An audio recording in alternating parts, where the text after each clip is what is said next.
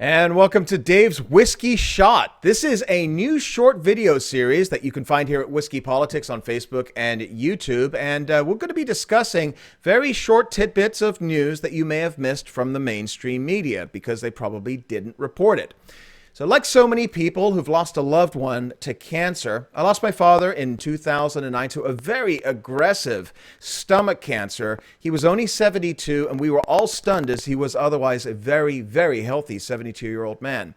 So when I hear about an advance or a potential breakthrough in cancer, I take it very, very seriously. I look into it. And Alpha Tau Medical is an Israeli company. They are a medical equipment manufacturing company based in Tel Aviv, Israel, and they have developed what they call a cancer treatment that has proved to shrink cancer cells among 100% of the patients tested. 100%. Now, this treatment is called Alpha DART, Diffusing Alpha Emitters Radiation Treatment. It's an innovative cancer treatment that only destroys the aggressive tumors while sparing the healthy tissue surrounding them. And as you know, if you've had somebody go through cancer, it's the chemo that just kills everything. And that also can really impact somebody's health. Now, here's the best part. Studies published in 14 papers, peer-reviewed scientific journals, have found that the technology is to be considered safe and effective for various indications, including tumors that are considered to be resistant to standard radiotherapy. That's huge. Today, leading cancer centers in Israel, Canada, Japan, Italy, and the United States are investigating Alpha DART for various tumor types, including breast cancer, prostate cancer, and pancreatic cancers. The centers include Memorial Sloan Kettering Cancer Centers in New York and the Montreal University Hospital Center in Canada. Yet back here in the United States, we have the Hamas Caucus. You know, those nice ladies, Ilhan, Omar, and Rashida Tlaib. They support sanctions on Israel, otherwise known as BDS. The BDS movement stands for Boycott, Divest, and the Sanction Movement, which would prevent America and Western countries from working with Israel on such important breakthroughs. Of course, while Omar and Tlaib support sanctions against the only true democracy in the Middle East, where Arabs can live and work in freedom, Omar has defended Iran and the Iranian regime, the Ayatollahs and the mullahs, which are essentially the world's leading state sponsor of terrorism. Here's her justification.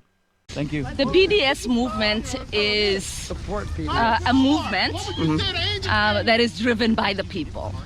The sanctions on Iran are sanctions that are being placed to create maximum pressure by a government. That's very different. Got that?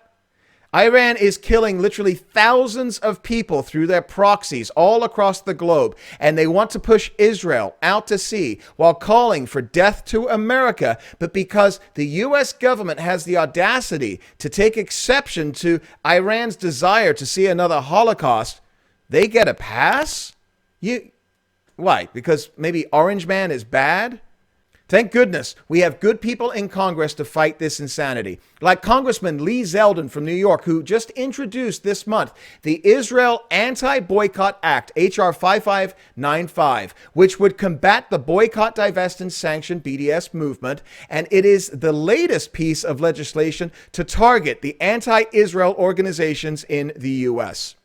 Lee Zeldin was joined by 60 of his colleagues in introducing the Anti-Boycott Act, an amendment to the Export Administration Act of 1979 that prohibited boycotts against U.S. allies and prohibits requests for boycotts imposed by international governmental organizations against Israel.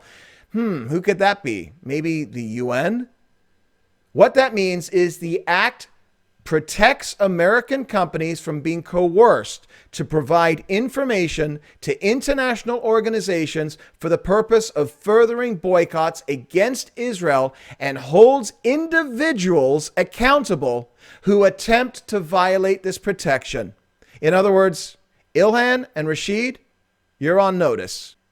The bill also establishes congressional opposition to the BDS movement and establishes that Congress considers that the United Nations Human Rights Council, the UNHRC, their creation of a database of companies doing business in Judea, Samaria, Jerusalem, and Golan Heights to be an act of BDS.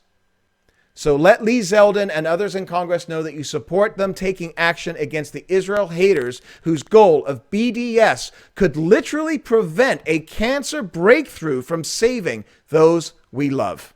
So that's my first whiskey shot. Let me know what you think in the comments below on Facebook and on our YouTube page. Please make sure you hit like and subscribe on both Facebook and YouTube, and we'll see you soon. Cheers.